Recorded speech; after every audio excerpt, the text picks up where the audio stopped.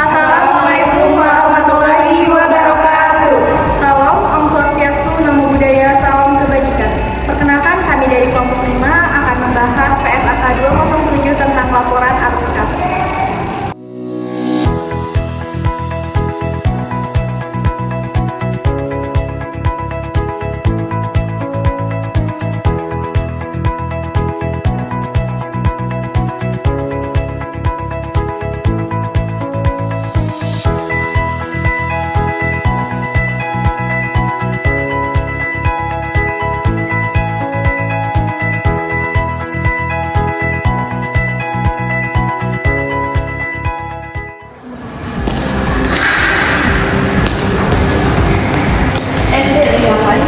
Lagi ngerjain tugas matematika kita si 1 kenapa?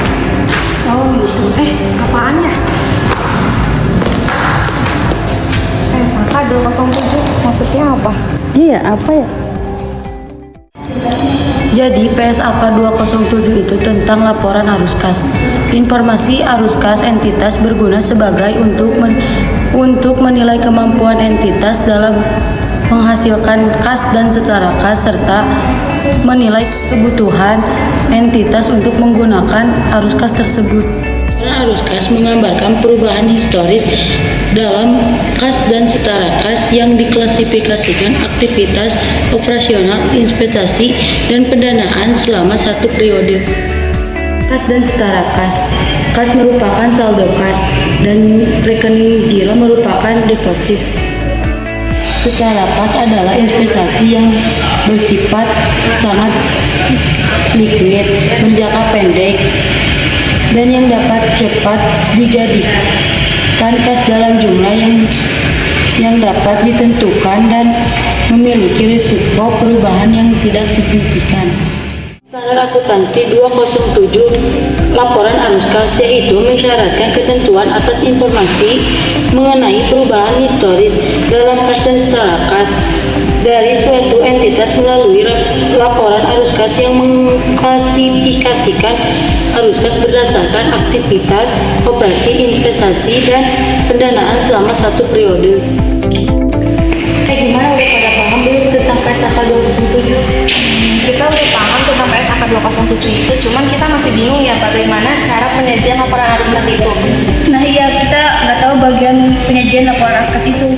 Penyajian laporan arus kas melaporkan arus kas selama periode tertentu dan diklarifikasikan menurut aktivitas operasi, aktivitas investasi, dan aktivitas pendanaan.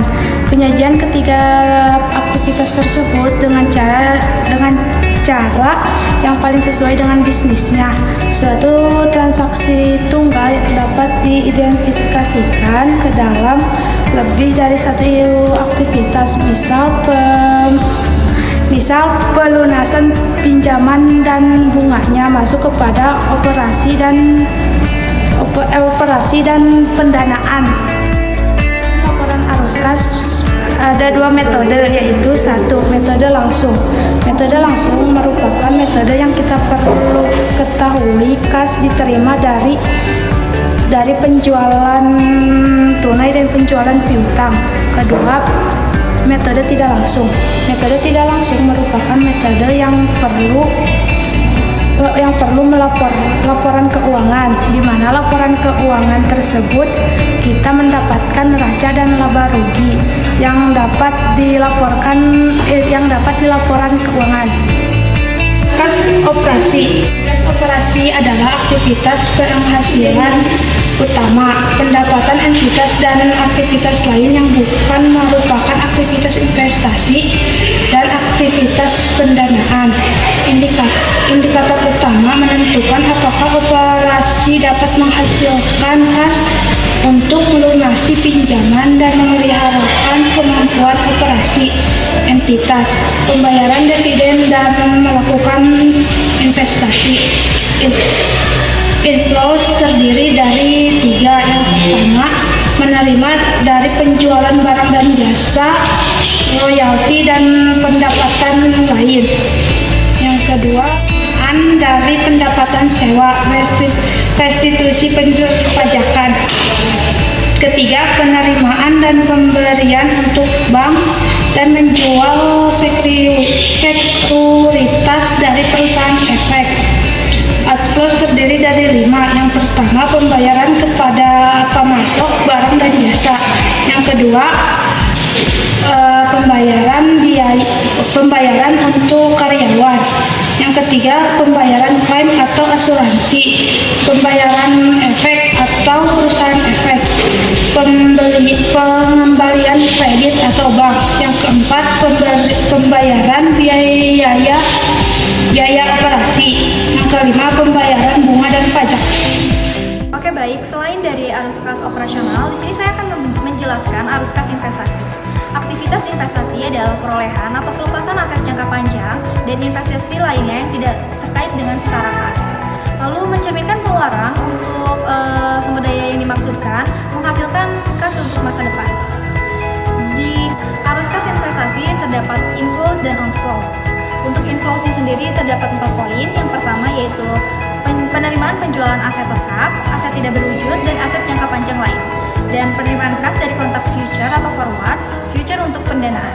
Untuk poin yang ketiga yaitu penerimaan penjualan instrumen utang dan kas selain diperdagangkan. Dan poin yang terakhir yaitu penerimaan kas dari pelunasan uang muka dan pinjaman dari pihak lain. Outflow sendiri terdiri dari 3 poin. Yang pertama yaitu pembayaran kas untuk pembelian aset tidak tetap, aset tidak berwujud, dan pengembangan dikapitalisasi. Poin yang kedua yaitu pembayaran dari kontrak future, forward, dan swap untuk aktivitas pendanaan. Dan yang terakhir yaitu pembayaran untuk membeli instrumen utang, ekuitas, dan ventura selain untuk diperdagangkan. Yang terakhir ada arus kas pendanaan. Aktivitas pendanaan adalah aktivitas yang mengakibatkan perubahan dalam jumlah serta komposisi kontribusi modal dan pinjaman ekuitas. Memprediksi klien atas arus kas masa depan oleh para penyedia modal ekuitas. Untuk arus kas pendanaan terdapat inflow dan outflow. Untuk inflow-nya terdiri dari penerimaan kas dari penerbitan saham, lalu penerimaan kas dari penerbitan obligasi, wesel, pinjaman jangka pendek dan pinjaman jangka panjang, dan juga hipotek. Lalu untuk outflow-nya sendiri terdiri dari pembayaran kas kepada pemilik untuk menarik atau menebus saham. Lalu yang kedua ada pelunasan pinjaman, dan yang terakhir pembayaran kas oleh lessor untuk mengurangi kerugian lunas terkait sewa pembiayaan. Setelah laporan penyajian arus kas, terdapat arus kas bunga dan dividen diungkapkan secara terpisah dan diklarifikasikan secara konsisten. Terdapat beberapa poin. Yang pertama, beban bunga dapat disajikan sebagai arus kas operasi atau pendanaan alternatif.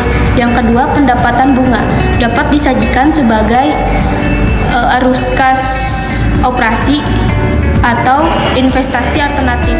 Untuk yang ketiga, dividen yang dibayarkan dapat disajikan sebagai arus kas pendanaan atau operasi alternatif. Untuk yang terakhir, pendapatan dividen dapat disajikan sebagai arus kas pendanaan atau investasi alternatif. Arus kas yang berkaitan dengan pajak penghasilan dan bunga pinjaman diungkapkan secara terpisah. Perubahan nilai tukar dilaporkan dalam LAK untuk merekonsiliasikan saldo awal dan akhir kas dan setara kas, pengungkapan transaksi non kas investasi dan pendanaan. Statement PSAK 207 44A sampai 44E, pengungkapan untuk mengevaluasi perubahan pada liabilitas dari aktivitas pendanaan. Terdapat 2 poin. Pertama, perubahan yang ditimbulkan dari arus kas. Yang kedua, perubahan non kas dan kurung 44A. Entitas pengungkapan perubahan liabilitas yang ditimbulkan pada aktivitas pendanaan, yaitu sebagai berikut. Yang pertama, perubahan dari arus kas pendanaan. Yang kedua, perubahan yang ditimbulkan dari perolehan atau kehilangan perubahan entitas anak atau bisnis lain. Untuk yang ketiga, dampak perubahan tingkat kurs valuata asing. Untuk yang keempat, perubahan pada nilai wajar. Dan untuk yang terakhir, perubahan lainnya. Tapi setelah aku baca lebih dalam lagi, ternyata arus kas yang berasal dari aktivitas operasi, investasi, dan pendanaan itu dapat disajikan menurut arus kas bersih atau neto, yang dimana penerimaan dan pengeluaran untuk kepentingan pelanggan jika lebih mencerminkan aktivitas pelanggan daripada aktivitas operasi. Contohnya seperti pembayaran rekening giro dan dana yang dikelola oleh entitas asosiasi. Lalu ada juga penerimaan dan pengeluaran untuk pos-pos dengan perputaran yang cepat, jumlah yang besar, dan waktu yang singkat. Contohnya yaitu transaksi kredit nasabah, pembelian dan penjualan investasi, dan pinjaman jangka panjang. Lembaga keuangan dengan arus kas neto itu terdiri dari penerimaan dan pembayaran kas sehubungan dengan deposito, penempatan dan penarikan deposito kepada lembaga keuangan lain, dan juga pemberian dan pelunasan uang muka dan pinjaman pada nasabah lain. Ada pelaporan arus kas atas dasar neto, ada juga arus kas dalam mata uang asing, yang dimana arus kas dari transaksi mata uang asing dibukukan dalam mata uang fungsional entitas dengan mengkalikan jumlah mata uang asing tersebut dengan nilai tukar pada tanggal transaksi, yang dimana arus kas entitas anak di luar negeri dijabarkan berdasarkan pada tanggal transaksi arus kas, konsisten dengan PSAK 221. Kemudian ada keuntungan dan kerugian yang belum direalisasi itu terjadi akibat perubahan nilai tukar bukan arus kas, yang dimana perubahan nilai tukar dilaporkan dalam LAK untuk merekonsiliasi saldo awal dan saldo akhir kas dan setara kas. Jadi yang terakhir itu ada investasi dalam asosiasi anak dan bisnis lain, yang dimana investasi ini dilaporkan hanya terkait dengan arus kas yang terjadi antara investor dan investor. Arus kas yang berasal dari perolehan dan kehilangan pengendalian entitas anak dan bisnis lain disajikan secara terpisah dan diklasifikasikan sebagai aktivitas investasi, yang dimana pengungkapan atas perolehan dan kehilangan pengendalian entitas anak dan bisnis lain ini terdiri dari 4. Yang pertama itu ada jumlah imbalan, yang kedua ada porsi imbalan yang merupakan kas atau setara kas, yang ketiga ada jumlah kas dan setara kas entitas anak di mana pengendalian hilang, dan yang keempat itu ada jumlah aset dan liabilitas selain kas dan setara kas di mana pengendalian hilang. Demikianlah penjelasan mengenai PSAK 207. Kami harap informasi ini dapat bermanfaat dan dapat menambah wawasan serta pemahaman kalian. Sekian dari kelompok kami. Wassalamualaikum warahmatullahi wabarakatuh. Audio Jungle.